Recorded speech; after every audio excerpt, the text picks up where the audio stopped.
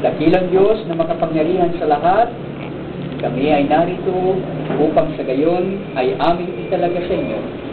Aming ihandog si Kenjo Inigo Canjo sa iyo.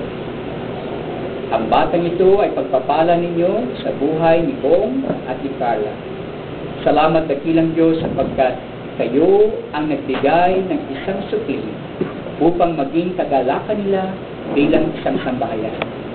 Dalangin po namin, Panginoon, na palakihin ninyo ang batang ito hindi lamang sa kanyang pangangailangang pisikal, kung hindi sa kanyang pangangailangang mental, sa pangangailangang emosyonal, at higit sa lahat ang kanyang pangangailangang spiritual.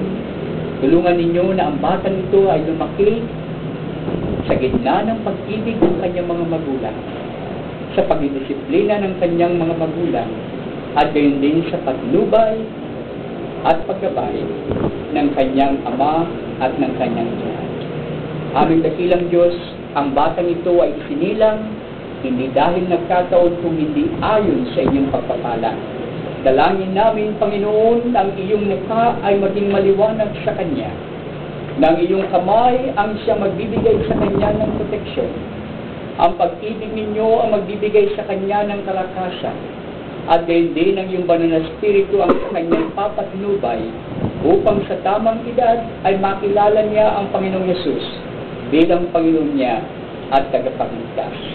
Tulungan ninyo na ang batang ito, O Diyos, ay matuto nga po, Ama, natahaki ng landas na inyong inilaan at piliin niya, Ama, na ikaw ay kanyang sundin sa kanyang hapong buhay. Ano man ang iyong plano para sa buhay ng batang ito, maging maliwanag ito sa kanyang mga magulang at maging maliwanag ito sa batang na kung saan, Panginoon, ay aming inihahandog sa inyo.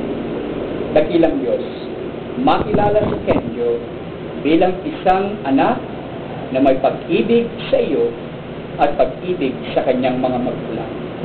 Si Kenjo ay makilala bilang isang bata na inyong kinalulugdan at kinaglulugdan ng lahat ng tao, 10 ng kanyang kamag-anakan.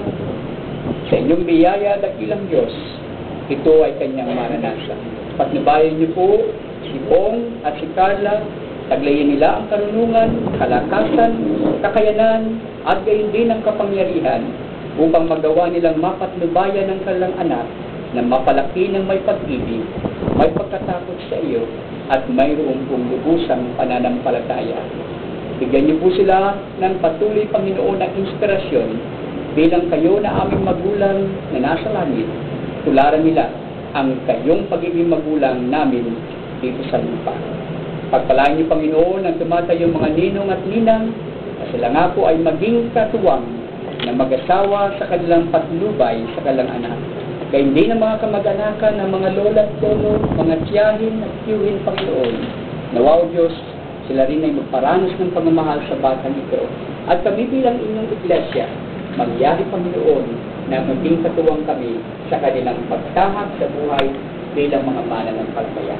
Salamat po sa inyo, dakilang Panginoon. Purihin kayo magpakailanpaman.